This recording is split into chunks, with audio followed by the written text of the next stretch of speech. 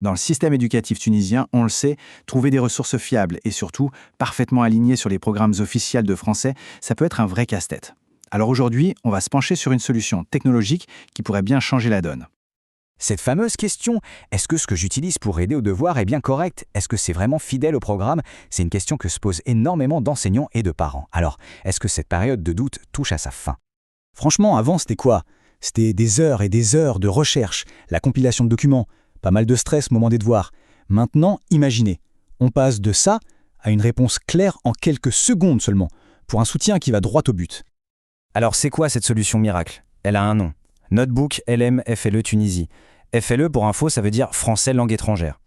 Mais le plus important, c'est ce que ça fait. C'est un assistant, une intelligence artificielle, mais qui a une particularité absolument géniale. Il travaille uniquement, et je dis bien uniquement, sur les sources qu'on lui donne. Le résultat? Une fiabilité absolue. Et comment est-ce possible d'être aussi fiable? Eh bien, le secret, il est là.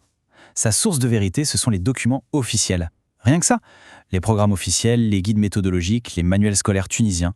En gros, l'IA ne peut pas aller chercher d'infos ailleurs sur Internet. Elle est limitée à cette base de connaissances validée.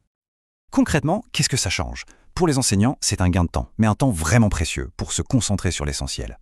Et pour les parents d'élèves, de la 3e à la 9e année, eh bien c'est la fin du stress des devoirs. C'est comme avoir un tuteur à la maison qui connaît le programme par cœur.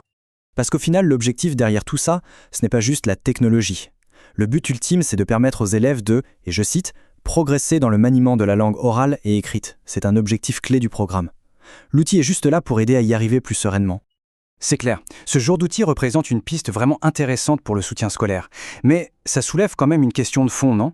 Si on a des réponses toutes prêtes, quasi instantanément, quelle place ça laisse à la pensée critique de l'élève, à sa capacité à chercher par lui-même? C'est sans doute l'un des grands défis de l'éducation à l'ère numérique. Voilà une réflexion à garder en tête.